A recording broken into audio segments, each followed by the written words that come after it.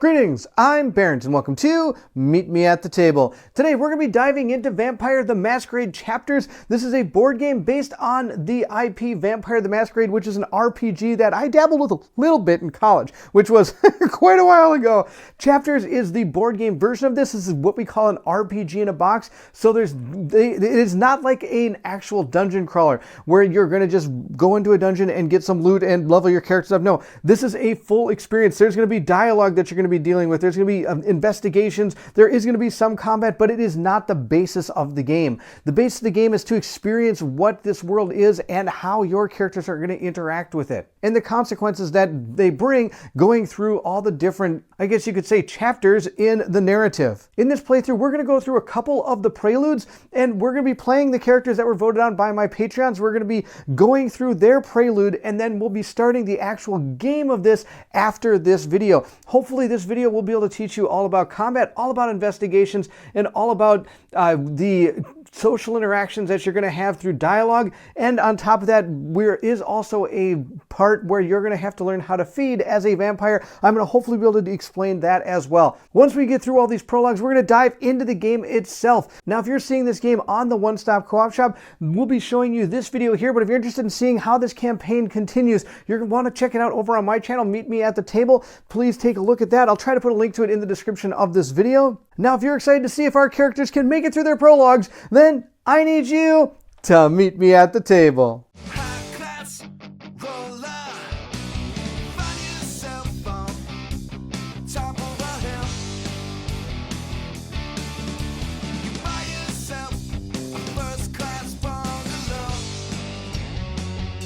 The first thing we're going to do is choose our character. They were chosen by my Patreons. Super cool. They were able to help me out in deciding who is going to play in our game. The first one we have here is Tomas. He is a Bruja.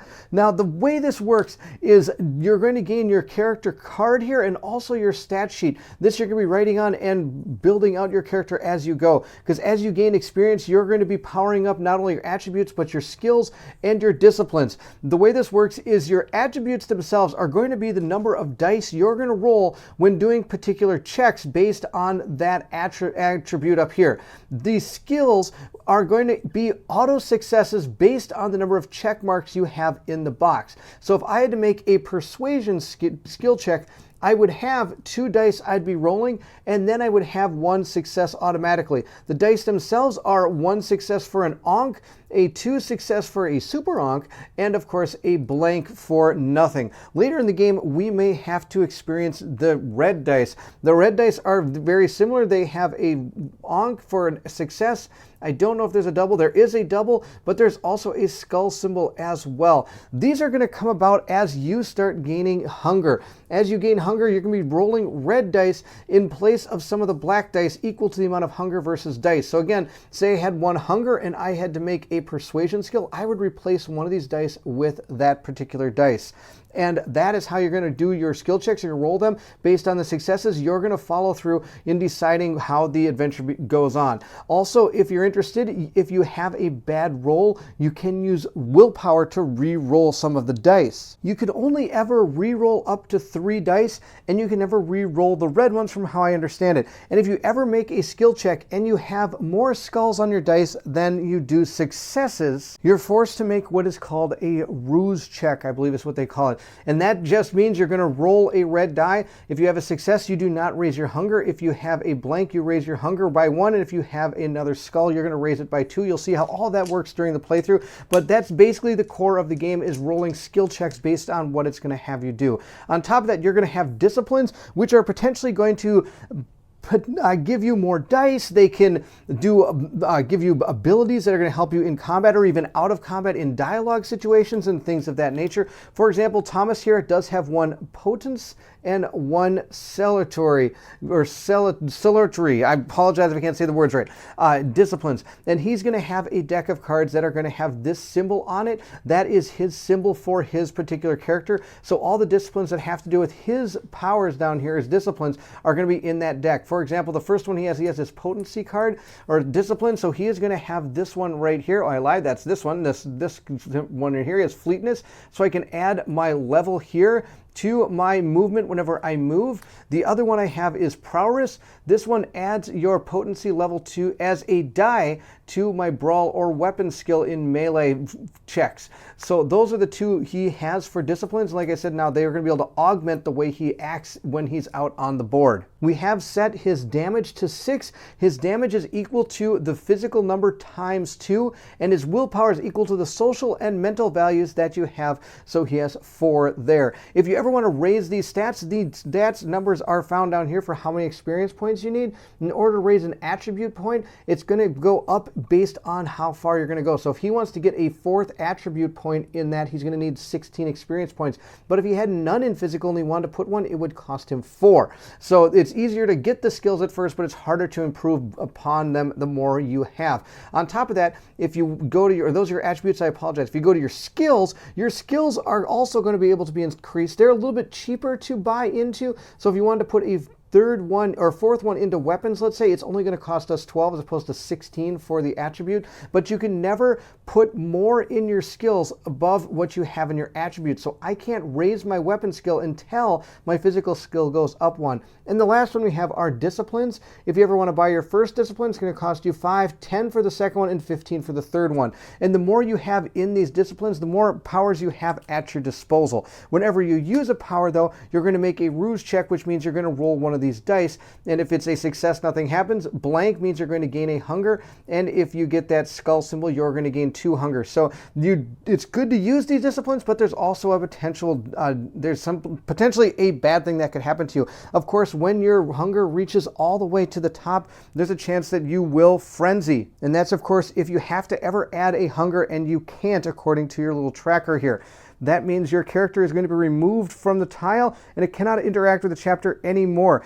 And once the chapter ends, though, your frenzy is over and you'll have control of your character again. Of course, each person has, I guess you could say, a flaw, or is kind of how I think of them. For example, his is rage. His hunger is going to cap at 4. So if I ever have to place my 5th cube, that is when he frenzies and he'll be pulled off the board. Now for this particular video, we are only going to play 2 of the prologues, but the game does suggest you play all of the prologues because it will be able to not only give you a tutorial on every single aspect of the game, but also give you a little insight on each of the characters and how they're going to be performing in the game of Vampire the Masquerade chapters. There's a short blurb about it right here at the beginning of the campaign book. It does say the following prologues are short chapters meant to be played solo. They serve as both introduction to the story of chapters and as tutorials to learn the game with. They are shorter than regular chapters, lasting about 10 minutes. And here's the deal right here that it can be a little confusing. I'm not exactly sure how this all works, but it says XP gained during the prologue is gained not only by the prologue characters, but also by the player characters as well. So from what I understand, there's 2 different ways I can think about this. One is when you complete your prologue, you're going to gain an XP. If you do all the prologues, you get all the XP from all of those prologues. And on top of that, it just doesn't, I have a really hard time thinking that if I do all the prologues, I gain this extra bonus going into the very beginning of the game. So I'm not exactly sure how I'm going to take this. Please let me know in the comments below how you feel this works. I think being able to go through all these prologues and potentially coming out with like 8 to 12 or 11 experience points right off the bat before you even start the game may unbalance the game, but maybe it was meant to be like that. We shall see as we play through the game and find out how it all equals out here. So feel free to leave me a comment in the description or in the comment section, and maybe we'll figure it all out. That's the little blurb here in the prologues. Let's go to Thomas's introduction here for his character. Each character does have a little blurb on the back of their card. This is Thomas's. It says, as a teenager, Thomas was prone to getting himself into trouble with the law. Wherever it was for picking fights or leading protests, it seems there was rarely a week going by without Thomas spending at least one night in a cell for one transgression or another. As he got older, and some would argue wiser, he found his calling as a leader of the workforce. His pragmatic views and skills at mediating disputes between the unions and management even led him to a seat at the trade union center. While meeting with co-conspirators from the FLQ's militant separatist group, Thomas was lured out of a bar during a rather rowdy night and embraced. Embraced is technically the way to say you're become a vampire. To protect his new fledgling, his sire brought him far away from then Sabbat-choked Montreal so he could come to terms with his new unlife and his new position within a vastly different power structure of the kindred. As a kindred, he is now an anarch and despises all forms of abuse, namely those of the Chimeria and the kind he has seen from the venture. The Bruja are the instigators and founders of the anarch movement. His years of negotiations came in handy upon his return to Montreal, where he now acts as the speaker for the anarchs with the Camarilla. Knowing a little about him, let's move into his prologue. This chapter is meant to be played solo, but the game itself is from 1 to 4 players, and based on the vampires you find entertaining during the prologue, that is who you should play with in the game. Like I said, you can play with up to 4 players, and on top of that, you can even gain allies, which are technically the characters, but in a different form, just based on what card, without a whole bunch of other things going on around them. One thing I'm a little concerned about is the fact that there's 8 or 9 chapters that are all these prologues that are meant to be played solo. So you kind of sit around and watch everybody play this, and then you decide after that. I don't know. I kind of wish that all this could have been done as a group if you wish to. I guess each person could be playing their own solo experience as the game unfolds around you. And I'll show you how that works, because each one of these, all you have to do is read this little bit from this book, and then after that you have your own little book that you're going to be interacting with as you go through it. So I guess that's one way to do it. It kind of makes a little bit of sense. Another thing about the prologues is they kind of connect in a way. So even if you're playing your own out as 4 people sitting here, sometimes you might not exactly know what's going on. For example, this is the 4th prologue out of the book, so there might be a few things that it references that might have happened in a previous chapter in the game. For example, the very first part here says he angrily stormed out of Samuel Armstrong's office, and that technically was the 3rd prologue. And it says here, the nerve of these... Okay, I should probably mention that this is for 18 up. This is an 18 up game. 18 up. There are some words that are not going to be good for not 18 up. So the nerve of these guys, these blue bloods, no matter how much these Camarilla members pretend to protect the rights of all kindred, you know darn well that the only interests they serve are their own. You sigh as you make your way down the streets of Montreal Nord. You pass a couple of cops interrogating a group of young keen. You're no different from them in a way. You still have to fight to defend what you have. And there's always somebody higher up on the social ladder willing to take it from you. To think you're part of the undead now, and yet nothing's changed. It's almost comical in a messed up sort of way. Something snaps you out of your philosophical thoughts, however. It's a group of young men, little jerks. As if being walking blood bags wasn't enough, they're leaning against your car. One of them is even sitting on its roof. That piece of crap. You stomp your way to them and come to a halt not too far, glaring at them in the process. The young men cease their conversation to look at you with mockery and disdain. The hell you want, old man? Get off my darn car, you hiss, teeth clenched. They look at each other only to snicker. This piece of trash is yours? One of them says. The other starts laughing. You clench your fist. I said, get off my freaking car, you little crappers, before I make you. You can feel your blood boiling and the beast inside you raging. The one on the rooftop steps off and lands on his feet. He immediately takes out a switchblade. And what if we don't? Time to show these guys who's boss. So this is the interesting thing about this game that I haven't seen in too many other ones, is the fact that that's really all you get. Then it shows you how to set up your scene here, and it gives you your objectives. We have to beat up the lowlifes. Then what we're going to do is, for our action, we're going to read action event E1. We're also going to grab everything we need. For example, in this one it says we have to have combat ready NPCs, thug leader, gang member, and thug. And these numbers here are going to represent the standees that you need. And yes, this game has standees and miniatures. Some of the pledges may have come with miniatures to replace some of these.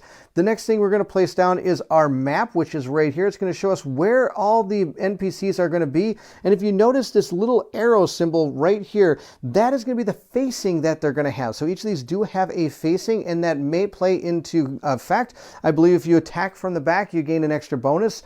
This right here is going to be something we can take a look at and might come to play during our reading of our prologue book, but this is all we need. We have to get it all set up. Here's our board. It is all set up. One thing I do want to mention is these are technically walls. You cannot go outside of them. If there is something that makes something leave a board, they're going to try to leave from one of these edges. They can't be going through anything like this, unless of course there's a rule in the encounter book that we have for them that has something to do with those particular things. So we have all of our characters right over here, these real big bad guys. We have our guy right here, and then we have this little thing here that we'll have to figure out what it is. Here we are at E1 inside of Thomas's prologue book. It says punishment time. Now every time you go to a chapter, you're going to have a book for these, and it's going to have all the different things that you and have to deal with inside the book.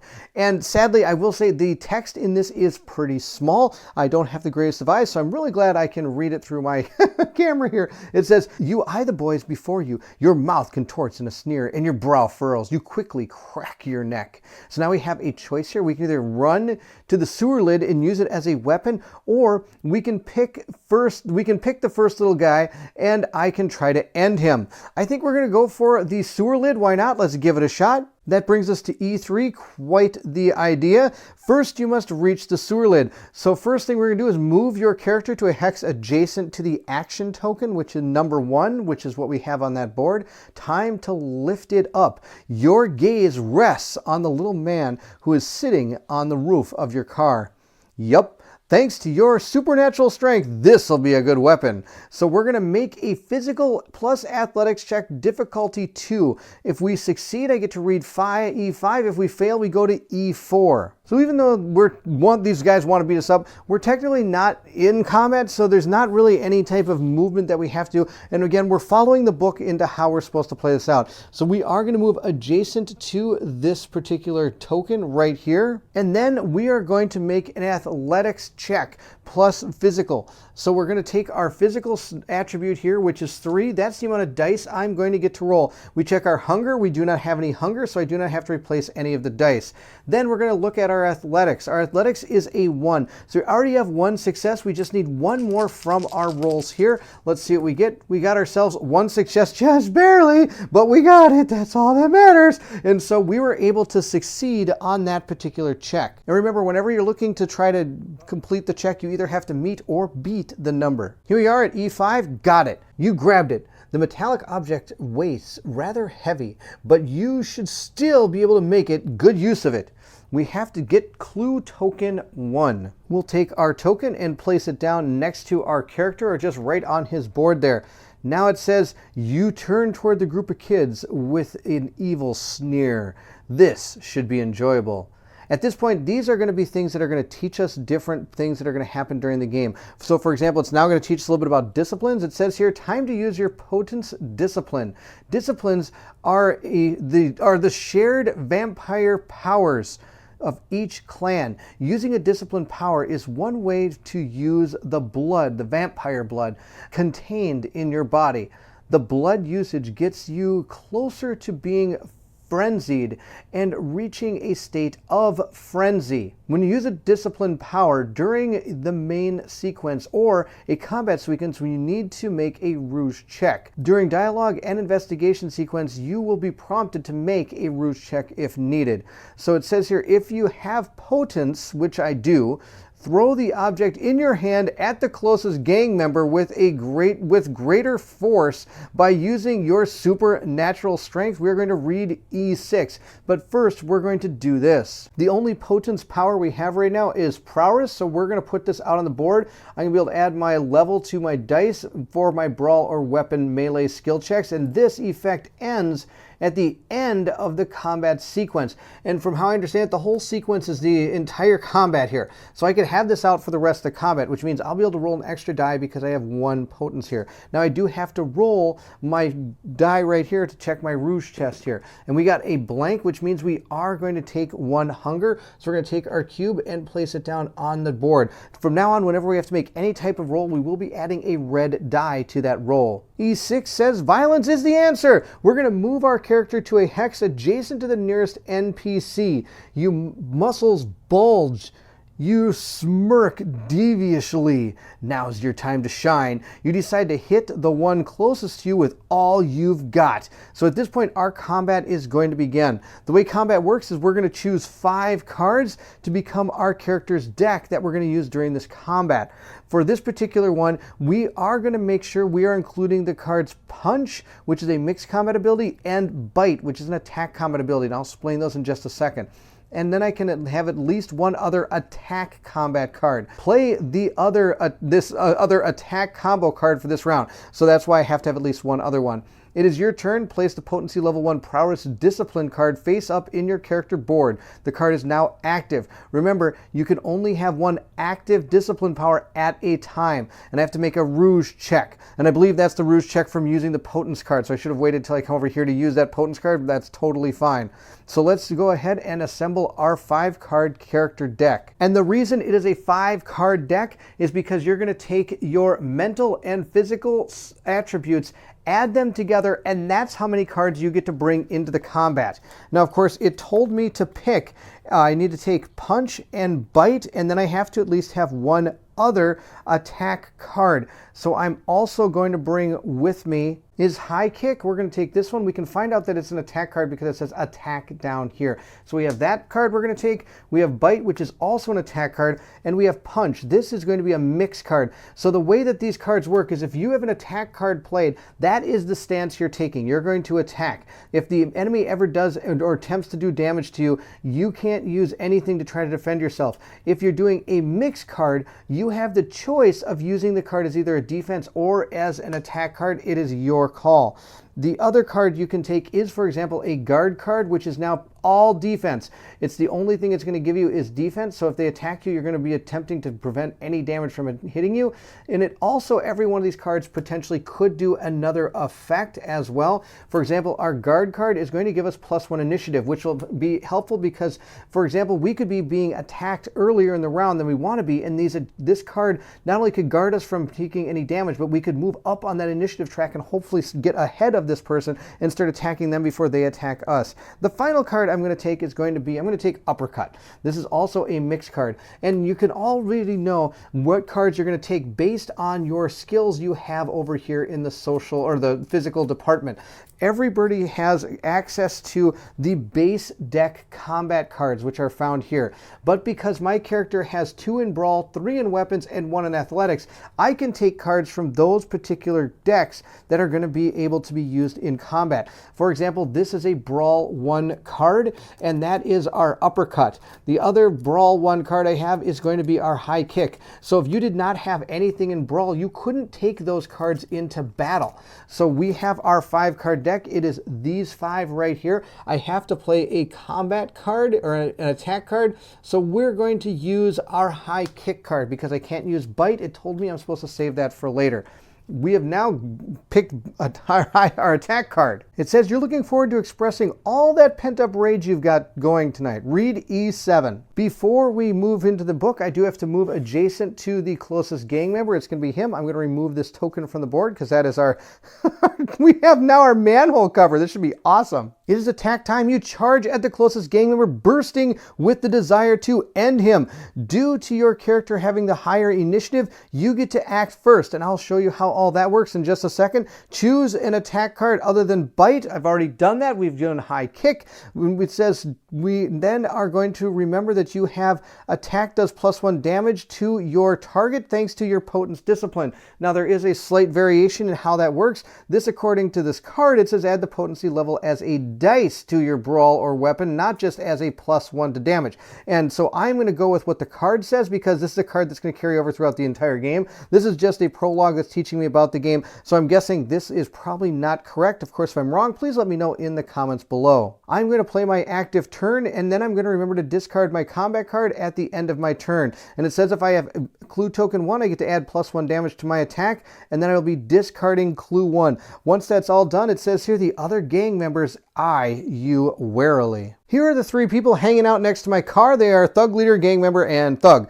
If you look at the back of each of the cards, you don't know what they're all about until you actually start going into combat. We're in combat, so I will be flipping these, but I do want to explain a little bit here before we go into it. If you're not in combat, they're just going to hang out, and until you get into their line of sight, so nothing would really happen. This right here is their line of sight. It's 3. If I ever moved within 3 spaces, then I would check this icon here. It's an aggressive icon, so they would go straight into combat. This human here is the deck of cards they're going to use when they attack. Every type of character out is going to have their own type of attack deck. Theirs is going to be a human deck, and you can notice that it says right here, human NPC on it. So you gather all the cards for that particular group. Now, of course, if there are multiple groups, like there was a ghoul and a human, you would have 2 different decks out here from how I understand it. The line of sight will also play into when we learn about stealth in the next prologue, which I'm kind of spoiling right now. So once we've gotten into combat, which we technically are, we'd flip over the cards, the state cards, and learn a little bit about our enemies here. What you're seeing on these cards is, again, we have their line of sight, but at this point, we also have their movement, which is going to be 3, and who they're going to attack, which is going to be the closest person. This Thug Leader is going to be using the player 1, player 2 points over here. So they have a 1 initiative, 2 attack, and 1 resistance. And each one's a little bit different. Not to mention, if you draw the special out of the combat deck, then that's going to perform its special attack. The next one we have is our gang member. Same deal. We'll flip this over. Our gang member has 2 speed, 3 sight, and it attacks the closest with straight 1s down the board. And last but not least, we have our thug with, again, 2 speed, 3 sight, and it'll attack the closest, and 1s, and even a 0 in resistance, which is going to be absolutely terrible for this poor man. Of course, resistance is how much you can use as defense against any damage coming in. And the attack is the number you're going to add plus whatever they draw from their combat deck in damage against you. And the initiative is when they're going to go in combat order. Now, of course, they all have 1s, so they're all going to go first. These numbers up here are going to represent them on the initiative track. And as they take damage, we're going to use these to slide up and down to show where they actually are on the damage track here. And it's located right here. You can see each of these little dots as being damage points. So 1, 2, 3, 4 is all we need to kill this one off. Of course, if we were in a 3 or 4 player game, it would take a little bit more. But since a prologue, it is only in 1. But of course, these characters you may see again in the game. Right here we have our initiative track. As we go through the combat order, we'll be moving our characters to this side to show that we have performed their actions, and that is how you determine who is going to be going. You start from the top and go down, and here is their combat deck. Now, I have chosen my card. I have chosen High Kick, but I have to give their deck a good old truffle shuffle here, and each one of them is going to get their own combat card. So we'll give one to this character, and that character. So when it's their turn, they will deal or use their card against me. Now we're going to make our skill check against them. I get my normal physical attack here of 3. And since this is a brawl attack here, I'm going to look at my brawl skill, which is going to be 2. So I already have 2 successes against whoever is standing next to my car. On top of that, I get to roll an extra 2 dice based on this attack card here. So we got 3, 4, 5 dice. We have 5 dice right now we're rolling. And then our prowess card is going to allow us to add our potence as a die. So we have 6 total dice we're going to be rolling against him. Of course, since we have 1 hunger, we're going to be replacing one of those dice with a red one that we can't reroll with our willpower. We'll take all of these massive amounts of dice here and roll them up and see how many successes we got. 1, 2, 3, 4 successes, and my brawl skill is 2, so that's going to be 2 more successes. That is 6 total successes. And so at this point, we are now doing 6 damage. I could choose to reroll up to 3 black dice if I want to use a willpower point, but I don't see how 6 is not going to kill this guy. This poor guy's going to be super dead. Before we can subtract the damage from our thug leader, which is the one that's in front of us, we do get to flip over his card to see if it's a type of defense card. And he has a special 1 card that's going to be target damage self resistance +1. So he does have +1 resistance based on his card. So a total of 2 resistance. We did a total of 1, 2, 3, 4, 5, 6, 7 damage, or 6 damage or something. That's more than enough to kill this guy. This guy just died. He is super dead. I'm going to put this into the discard pile, and we'll remove his standee from the board. He is super dead. Let's lay him down. Sorry, buddy, you didn't even get a chance to go. It is now, quote, their move, but before they do that, I am going to remove my clue token from my character. I smashed him with it, and it is apparently the manhole cover can only withstand one hit against a thug. It says here, the little jerks are regrouping. They're ready to attack you, but you're not intimidated in the slightest. You've been through much worse. It is now the gang member's active turn. Each in turn will move towards you if they can. They will use their combat cards to attack you. Reveal the combat card drawn for each individual gang member. If it is an attack card, resolve the attack as usual. If it's a defense card, the NPC does nothing, as there is no other characters that could attack them this round. So then it says they lunge at you, read E9. Continuing with the actions, first thing I have to do, which I forgot to, is since I was done with my action, I am going to move my token to that side. Since number 3 got super dead, he is going to be removed from the initiative track. So at this point, we will move to the one that is number 1. And that is going to be this thug that sadly you can't see because of the way that I have to have him because of facing purposes. He's going to move 1 space over and he is going to attack. And just for camera purposes to make this easier, I'm going to move this guy over 1 space and he will also attack as well. Remember, they do have 2 movement. Normally you would be using your movement to move up, but the way the Prelude played out, I just walked right up to him and smacked him with a manhole cover. Normally your speed is always going to be your athletics plus 1. Gang member 1 is going to make his attack.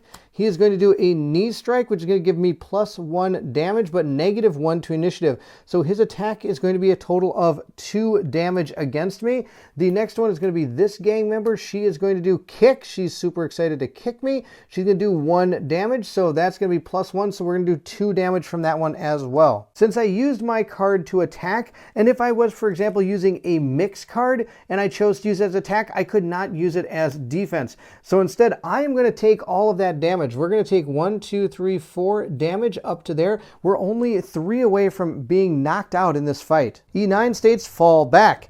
At this point, it says the first combat round is over, the new round begins, and it's your turn to act. If I stay where you are, those jerks will beat you up. So we're going to use our celerity level 1 fleetness discipline power. So I'm going to make a rouge check because of it. Here is our power right here. It's going to be able to add our level in our discipline to our movement skill. And this will, of course, end at the end of our combat sequence. Now, since we're switching our discipline cards, you can only have 1 active at a time. We're going to remove that one and place this one up here. I have to make another rouge check. See how it goes? I was able to pass with an onk.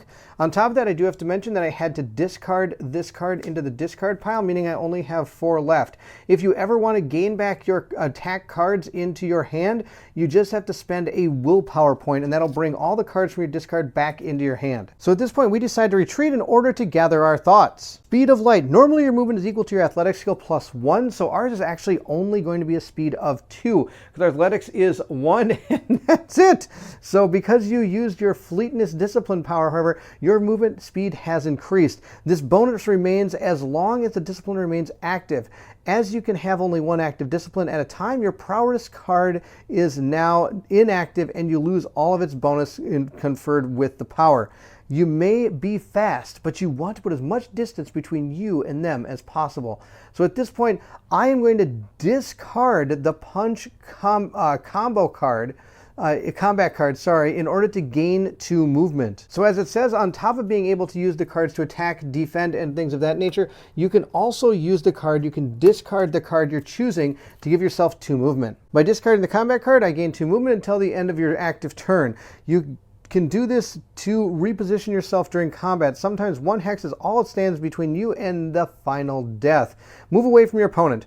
Where'd he go? The little thugs look right and left until one of them finally spots you. What the? You stay on your guard, prepared to jump the first one that gets near. Read E11. So at this point, I have a total of 5 speed. 2 from my card, 2 from my normal movement, and 1 from my discipline. So I'm going to move 1, 2, 3, 4, 5 right back over here. We now move on to chased. It is now their turn. Since the gang member's movement is 2 hexes, they cannot reach you and therefore cannot attack you this turn. When an NPC cannot reach the target to make an attack, discard their combat card and move them an additional 2 hexes. Do this for each gang member. On their active turn, each NPC discards its combat card to gain +2 movement. Each NPC moves towards you, and it says here, looks like they followed you. Read E12. So because a lot of this is happening in the book and I'm trying to go back and forth, I should now be on this side initiative track because I've used my turn to move away. I should draw them 2 combat cards. They're going to discard these combat cards in order to give themselves +2 movement, and I'll show you in a second. And at that point, I should move their tokens over to this side to show that they have been activated. Each of these will move a total of 4 spaces. So you're going to turn and move 1, 2, 3, 4 towards me, and this one will move 1, 2, 3, 4 towards me as well. Love the standees, and I love the fact that, you know what, I should probably turn the board. Now, doesn't that look way better for recording? Super glad I figured it out halfway through. At this point, it's time to strategize. It's your move. This turn, try biting your opponent, and if you are injured, use the blood to mend your wounds. Fighting these jerks isn't as easy as you first thought. Maybe you ought to use your blood to mend your injuries. If your character has taken +1 damage, which we have, we took 4, it was out of control, I can use the mend damage. Now this isn't your action. The order of actions is you're going to be able to move, and I can do these in any order. It is right here on this card. During combat, I can move. Then at that point, I can use blood, which means I could mend damage, or I can use a discipline, or I can use blood surge. That's all different things we can do that have to do with our characters and things of that nature. Of course, we don't know a lot about blood surging yet or anything of that nature, but mend damage, what they're going to teach me now. Just to be clear though, you can do that on top of one of the following, which would be using a combat card to attack, defend, or mix. I could use an item card, and I could discard a combat card to gain that 2 movement like they just taught me, or I can trade an item with a player in an adjacent hex. Of course, you can always choose to do nothing as well in a combat, but usually that's not the best plan. So at this point, it says the character can recover from damage they've taken by using the vampiric ability Mend Damage. Mend Damage lets you remove up to 2 points of damage from your damage tracker, but I do have to make a Rouge check. Remember, if you gain too much hunger, then you're going to frenzy and run off the board. And I shouldn't say run off the board, you're actually just going to be removed from the board. So I got another blank, so I'm going to have to move my hunger up another one, but that Mend Damage does help me by lowering my damage down to 2 as opposed to sitting at 4. At this point, I'm going to grit my teeth. There's no way you're leaving without putting these little jerkos in their place. I'm going to play the bite attack card at this point, and I'm going to attack the closest NPC and resolve that attack as usual. Remember, an NPC's damage tracker is full. Remove their token from the tile. They are considered defeated. After that's going to happen, it's going to say, anger begins to consume you as the battle grows intensely. And I'll move on to E13. Here's our bite card right here. It is an attack. I'm going to get +1. It says self -1 hunger if you deal at least 1 damage. This is going to be good to get rid of that hunger. That's a really good idea. I don't have my prowess discipline up anymore. So since bite is a brawl card, I am going to get a total of 1, 2, 3 dice to roll because of my physical, and then I'm going to get 2 successes already because of my brawl here. And our bite card is going to give us 1 more die. Of course, I have 2 hunger, so I have to replace 2 of those dice with 2 red dice. Now look at this. The red dice pool is getting bigger, meaning a worse chance of missing, and on top of that, even gaining more hunger because I might get too many skulls. Look, we got a skull. That's bad news. But good news, we got 1, 2, 3 successes, meaning we were not having to worry. This doesn't really pertain. Now I could, of course, use willpower to re-roll these, but I cannot re-roll red dice. I did a total of 3 successes against him, and I get the 2 from here, making a total of 5. Now each of these characters should be dealt a combat card before I even went on my turn, and they're going to have to flip over their card to find out if they had any resistance that is going to help them. Our poor thug here has a kick card. I'm sorry, that's not defense, that's dead.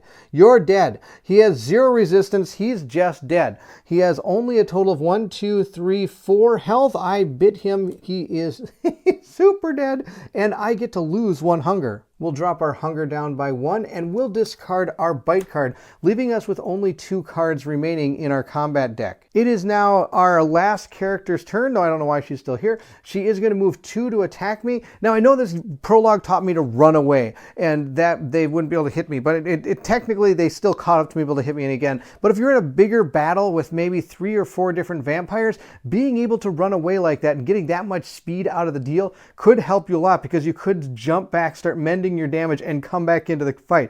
So it is a good tactic to be able to learn. Now, before we move in and see what her card is, I'm going to say that I am done, and this token gets removed. There's only 1 person left. And let's see what this gang member is going to do. Guard, get +1 resistance. Well, sorry, you should have gave it to the thug, because that guard isn't going to help you too much. Now, unlike me, they don't have to spend anything to get their deck back. Once it's empty, you just shuffle it up and you start again. There we go. With that character completing the turn, we'll move her token over there, and at this point, we'll refresh our tokens so that we're ready for the next round. It says, finish the fight! Play the NPC's turn, then end the round and begin another. It's up to you now.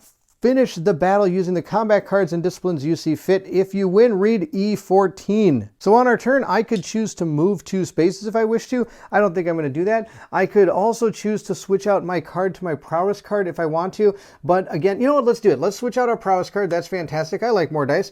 We're going to switch our discipline. At this point, I'm going to make a rouge check. See what we get. We got a success, so we're fine. We're still at, we should only be at 1 hunger there. And we're going to then choose a card. I could either choose guard, or I could choose uppercut. I'm going to choose uppercut. Uppercut is a mix, so I could use it as a defense or an attack card. Since my initiative is higher, I'm just going to crack this guy with that with my uppercut. And it even has an ability here that if I am successful, the target is going to lose -1 initiative, which would be super good. We'll put that. I'm just going to put that right in the discard pile right now. I get 1 die from the uppercut. I get 1 die from the prowess card. I get 3 dice from my physical attribute here. So then we have to remove 2 black dice and give myself 2 red dice. Let's roll these up and see how it goes. We got a total of 2 successes. I'm not sure. Well, it's going to be a total of 4. 4 would be enough unless that person has a defense card, which would not be good. So I'm going to use one of my willpower points, and that allows me to re-roll any black dice I want to. I'm just going to re-roll this one. I got another success, so we got a total of 3, 4, 5 successes, because this was a brawl card, so I'm going to get my successes from that. Now, if I were playing an athletics card, I'd only get 1 success, or if I was playing a weapon card, I'd have 3 extra successes. We now have to check our poor gang member's card and see if it helps her. She got special 1, which is going to be a switchblade attack, which gives +1 damage. That's not going to help you. You do have 1 resistance, so I'm only doing a total of 5 damage, but I think, again, this poor person only has 4 health. This person is also super dead. I didn't even get to use these tracking things because I killed them so fast. This was bittersweet victory with a loud exclamation. You punch the gang leader and knock him out in 1 blow. At this point, you'll end the prologue. For the Bruja, you can read the conclusion on the back of the narrative page. Here's the conclusion for the Bruja from the prologue. The more you watch the mess you made, the more disgruntled it leaves you. The little twerps look like they got run over by a truck. And speaking of trucks, you dented your car by throwing their leader too hard against the door. You cuss out loud. Not only is your car damaged, but the other 2 walking blood bags fled in terror. You sigh.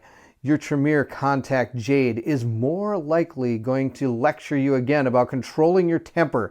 She'll remind you that having a strong sense of justice is useless if it isn't paired with the Bruja clan's legendary wisdom. You groan, regardless of Jade's lecture. This is definitely an issue. Thankfully, she knows someone who manages to fix the mess you've made.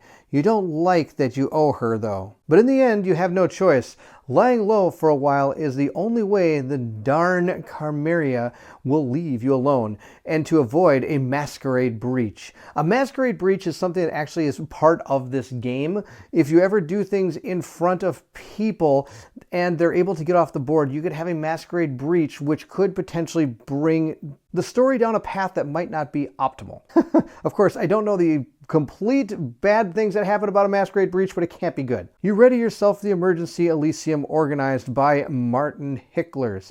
According to Jade, even the Anarchs need to show up for this one. You hate the idea of being in the same room as the Carmeria, But at this point, you have no choice. You can't help but wonder, though, how important could the darn meeting be that it even concerns the Anarchs? So now for completing that, we're going to gain 1 XP, which we would write on our character sheet right down here. And you're going to want to keep track of your experience points that you gain while you're playing through the game, because if there's ever a moment where you either A, decide to switch characters, or B, the story potentially puts you in a position where you have to switch characters, you can carry the experience points over that you have gained for yourself to the other vampire, which is where a little bit of this gets cloudy to me. For example, this person gets the 1 experience point. Now, of course, that's technically my experience point. So if I did play through all these on my own, I would be leaving the prologue with maybe about 8 or 10 or 11, however many points you get from the prologue in experience points,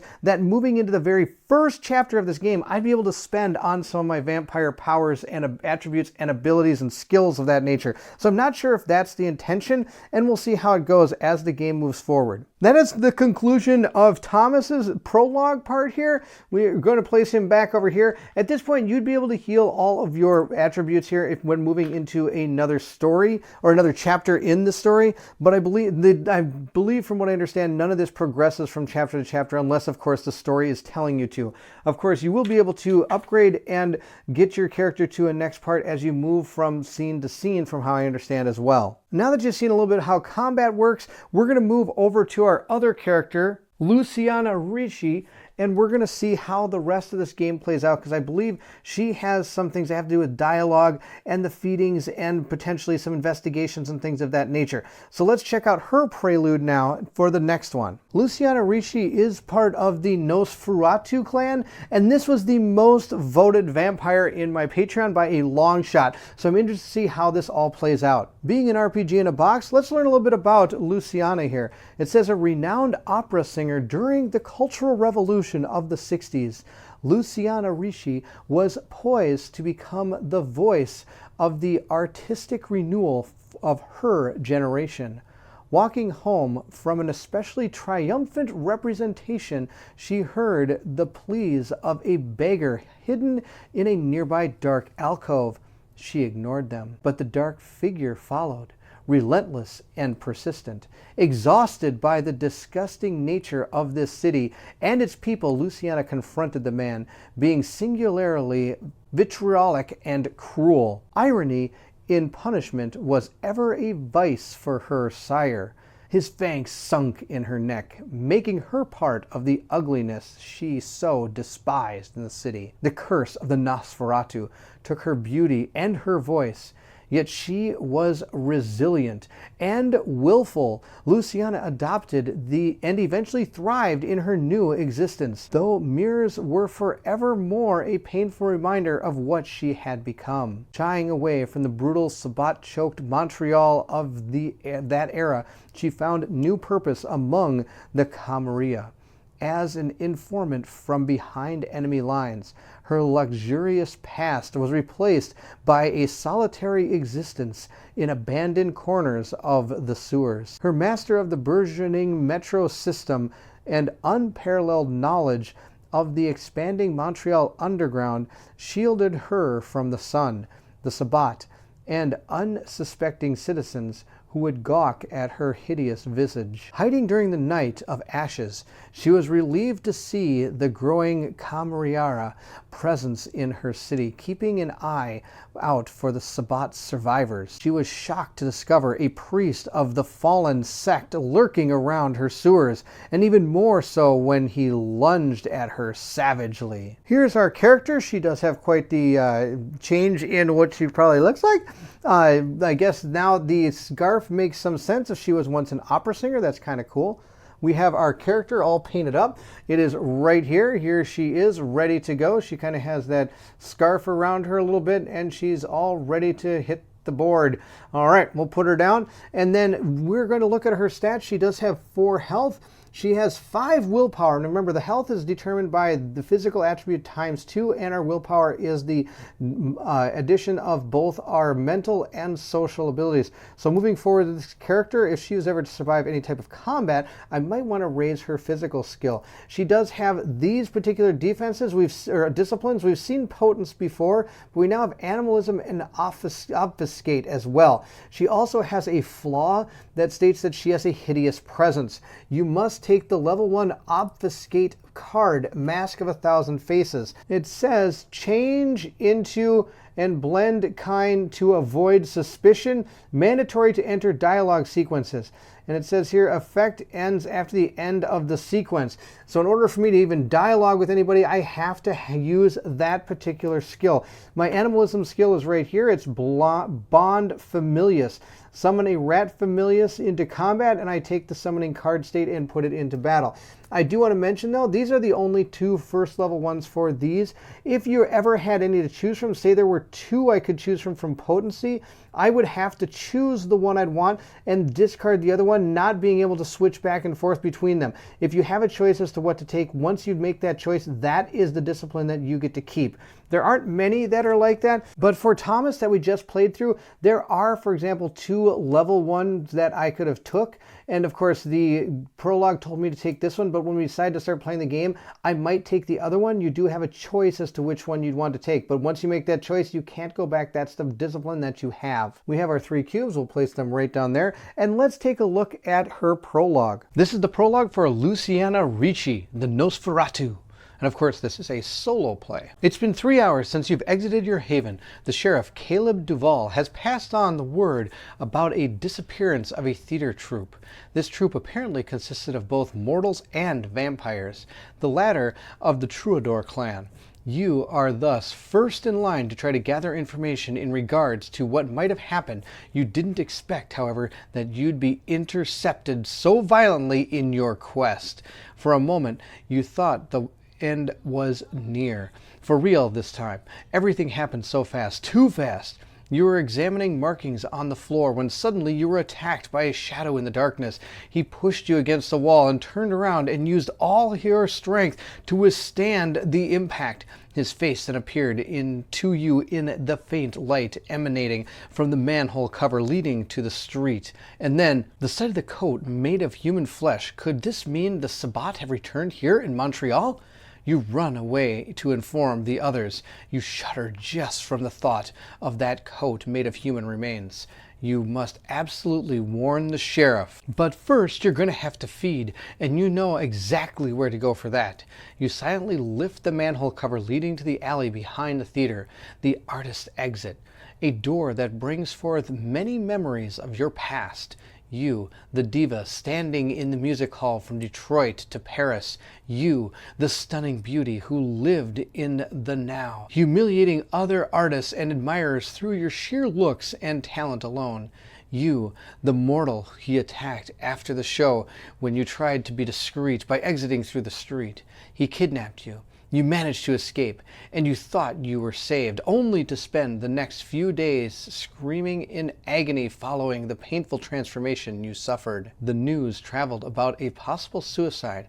Your body was never found, however, and with time you were forgotten from the collective memory. Despite your clan's natural sympathy for the homeless, you've harbored a deep hatred for them ever since. You suddenly snap out of your melancholic daydream. The smell of blood has grown stronger. It's time to feed. In this solo playthrough of her Prelude, we're going to try to feed discreetly. We're going to be doing a few of the other parts of the game along with trying to feed that I should be able to demonstrate in this part of the playthrough. We'll start by reading Event E1. Here's our board set up for this particular prologue. We do have a homeless man and a couple. The homeless man is actually looking off in this direction. The couple is looking in this direction. Our player is over here, and then we also have this other thing we can interact with, and we'll take a look at that. It does say down here, before playing the prologue, you set your damage tracker to 3, and my hunger I have to set at 2. So here is our board right here. Now this couple is going to, if we get too close to them, we could potentially cause a masquerade break, because remember, I don't have that Mask of 1,000 Faces on. I'm just a straight weird looking vampire guy. So we need to make sure we don't get too close to these people without that on. We'll have to also see what this is. But before we start, let's check out E1 inside of the prologue book. E1 says, landing in the alley. You emerge from the sewers. A quick glance around the small alleyway. You find yourself in helps. You spot a couple. You're going to have to make them leave if you wish to feed on the vagrant located not too far away.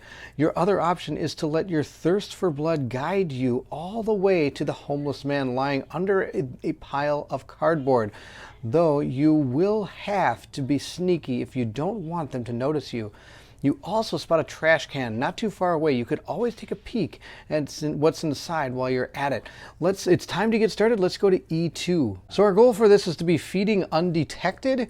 If you want to feed on the homeless man, you must approach discreetly and declare stealth mode when trying to bypass an NPC's line of sight. The line of sight for an NPC is the area in which they can see all characters. A line of sight is always a triangle and a hex extending outward from the NPC in the direction it's facing. An NPC's line of sight value is determined by the NPC's state card. If an NPC has no state card, its default line of sight value is 3. When trying to move discreetly through an NPC's line of sight, a player must enter stealth mode by placing a physical and plus stealth check. If you are successful on your check, you can move past the NPC without being seen. Should you fail, you may be forced into combat if the NPC has an aggressive attitude.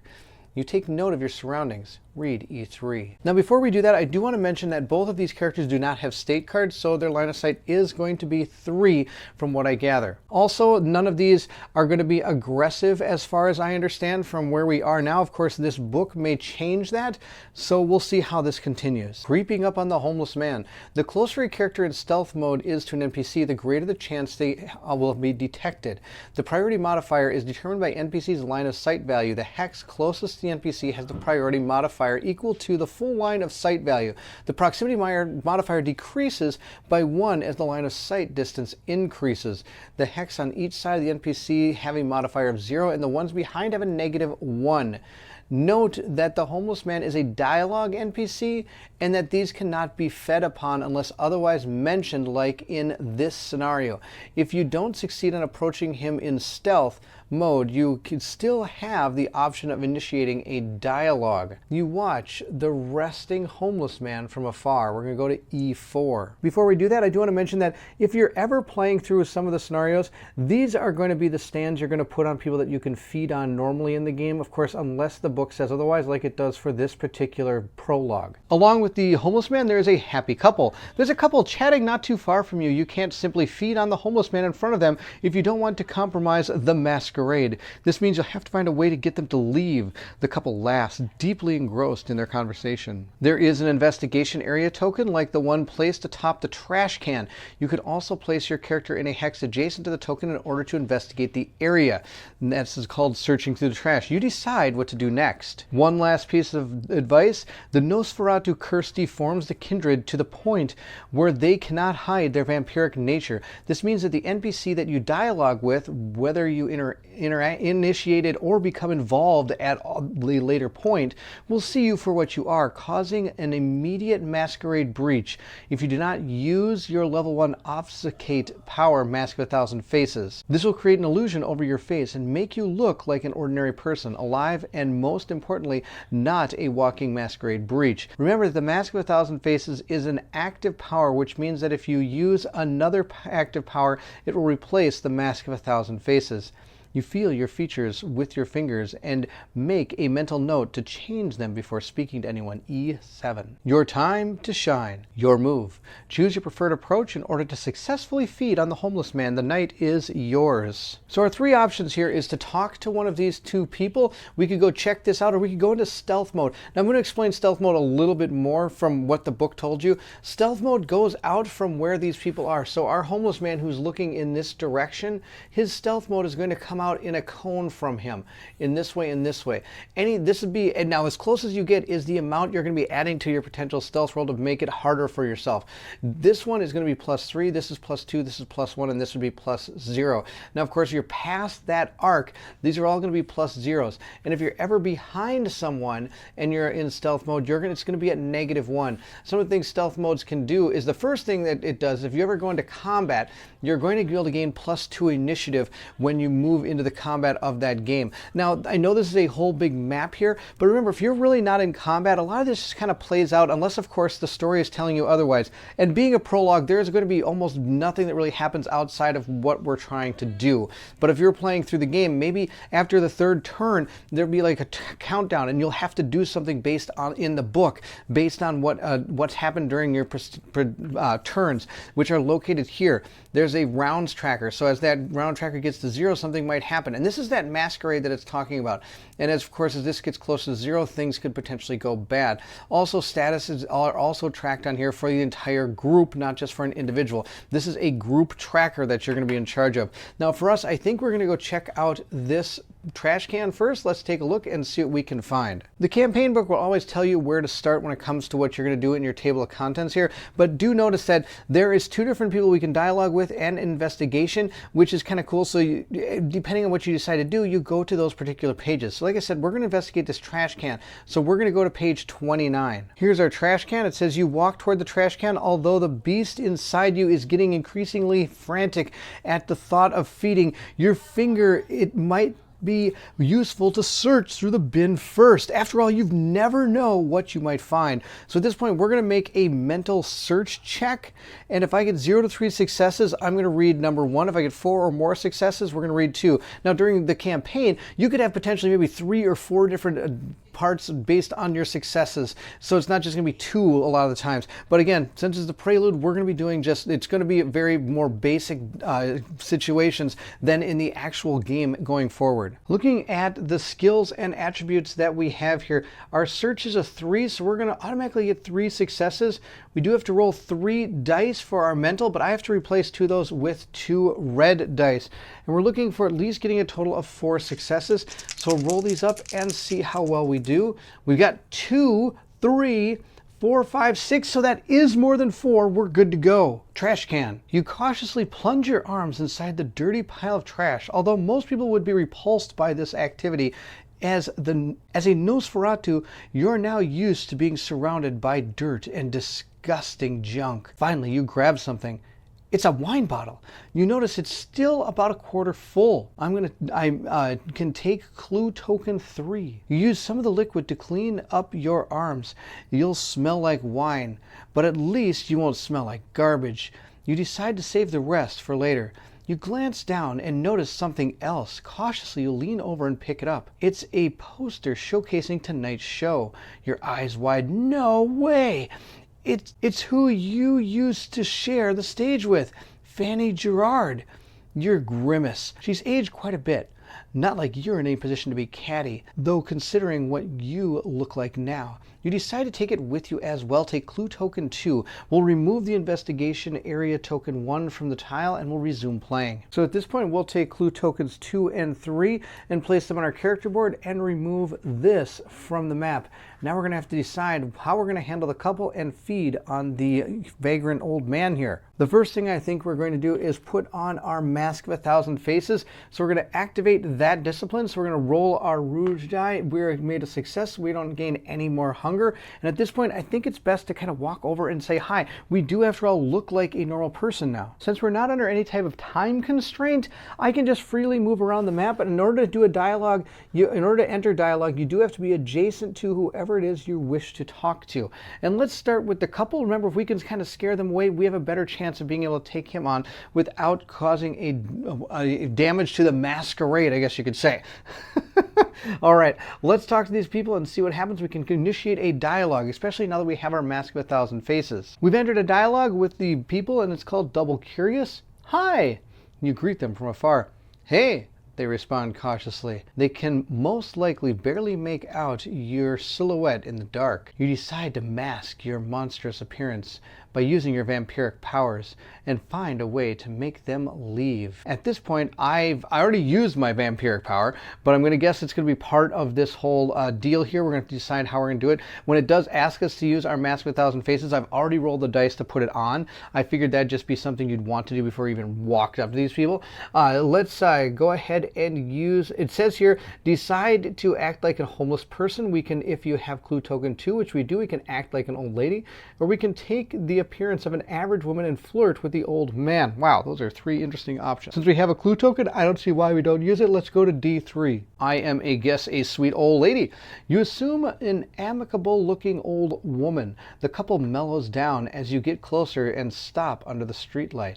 To them, you're just a sweet old lady illuminated by the dim yellow light above you. How can we help you, ma'am? The woman asks. You give them a toothy smile. You two waiting to get back in the theater? You ask them. Yeah, we are, the man responds, smiling pleasantly. We really love the play, the young woman adds. You take out the theater poster you got earlier and show it to them. Read D14. You know the name of this actress? You point to the woman who was once your colleague. The couple leans over and both of them nod in recognition. Yes, that's Franny Gerard. Well, I happen to know her personally. She used to be a friend of mine. The couple eyes widen. No way! Yes, indeed.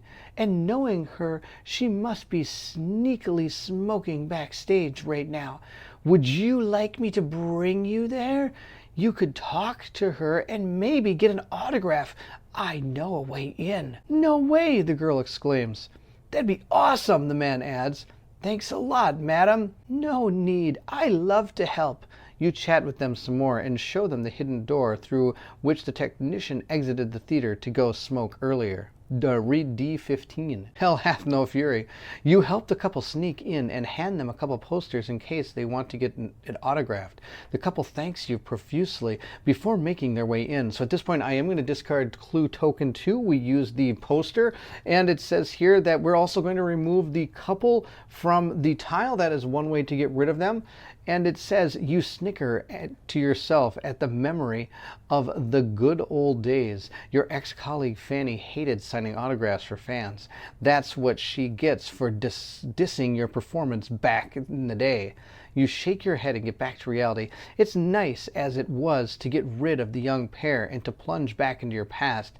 You still have to feed and go warn the others about the Sabbat. Resume playing. Well, looks like you and me, old man. Now, of course, once you leave the 1,000 Faces, you have to re-put it on because that is technically over now. So I have to roll again to see if I can get that. But before, I'm going to enter stealth mode so he can't actually see me because right now he can 1, 2, 3 spaces away. So I'm going to have to make a stealth check to see if he sees me because technically my Mask of 1,000 Faces has gone on. If I was smart, I would have talked to the people over here and he would have been more than 3 spaces away and he wouldn't have seen me. But this way he might potentially see me. Not that I think it's going to play too much into the way this scenario would work, but I just want to show you kind of how that works. In this particular example now, I'm going to have to roll some dice to see if we do this. Now, to figure out the difficulty that I have to do, we first are going to take his line of sight number, which is 3. Then we're going to add the modifier, which is +3, +2, +1. So it's going to be a total of 4. If I were to potentially, let's say I was here and I decided to move through these squares like that, my modifier would be whatever the hardest one is based on how I decided to move. But where I am, I'm going to make a roll of a 4 in order to see if I succeed in this stealth check. I have 2 successes in stealth and I have 2 physical dice I can roll. So we're going to be rolling 2 red dice because I do have my hunger, so they're going to replace the black dice with the red dice.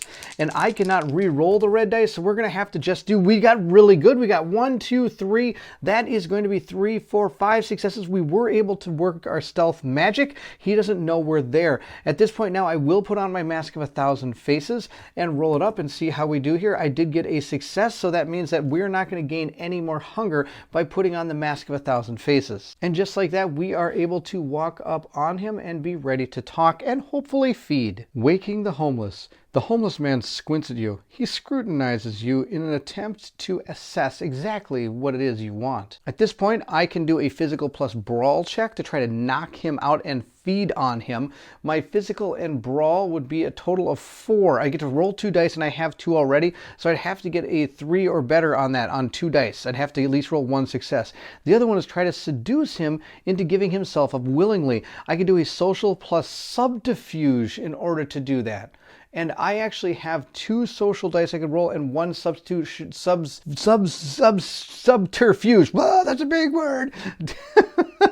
Success already. So I do need 1 success on 2 dice as opposed to 1 success on 2 dice, which is the same thing. Either one are exactly the same. Let's go for these. Let's try to seduce him. Now again, I do have to roll red dice because the white dice are done for. I did get my 1 success, so I got a total of 2 for the subterfuge, and that is what we need to in order to succeed in that check. I was thinking you and I could have a little fun, you know, you say, talking in a sultry voice. Nah, I'm good.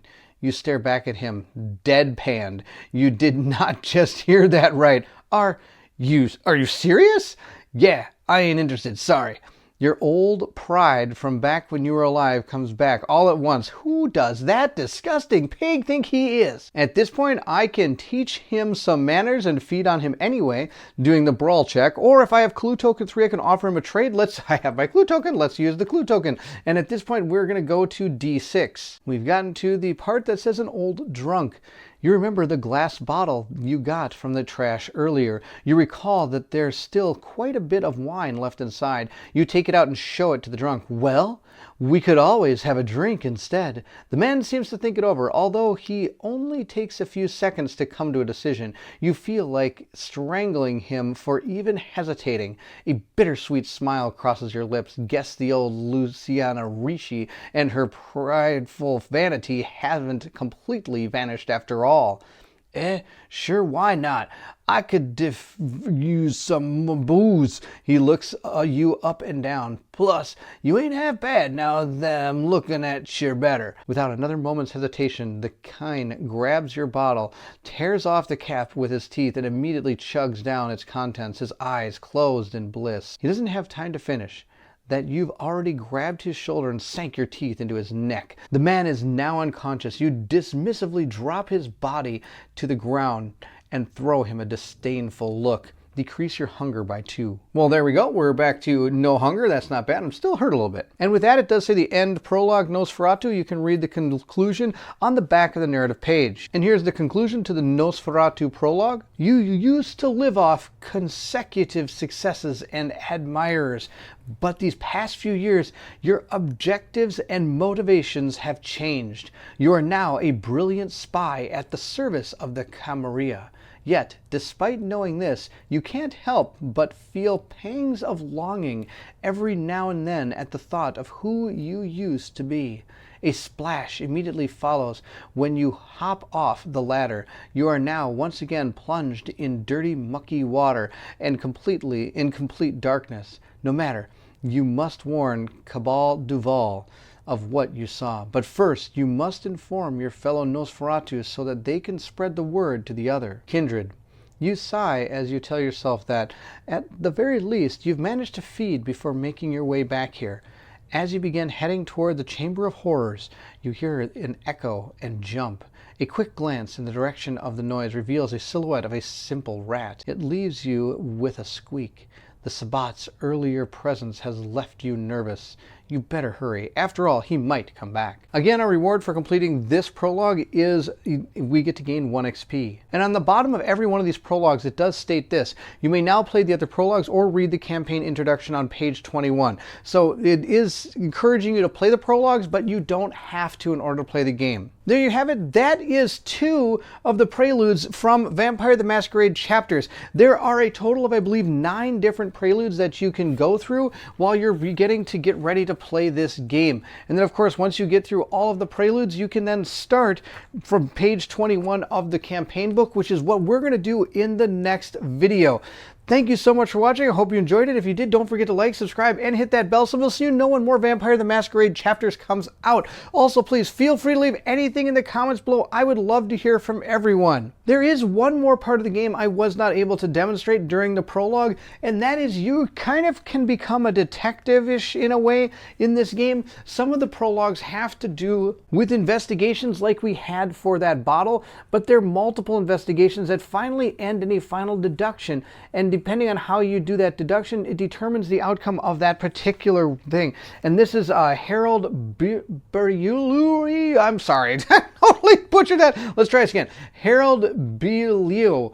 It's I apologize. It's a French name. I'm totally butchering it. I apologize. But his Prelude is another one I was thinking of doing that would have that in it. But these two showed off everything else in the game, and his only did just that one thing. If you're interested in supporting the channel, please feel free to look in the link in the description of this video. There is a link to my Patreon. Those that have already joined the Patreon are located here on the screen. Thank you so much for your patronage. It means the world to me.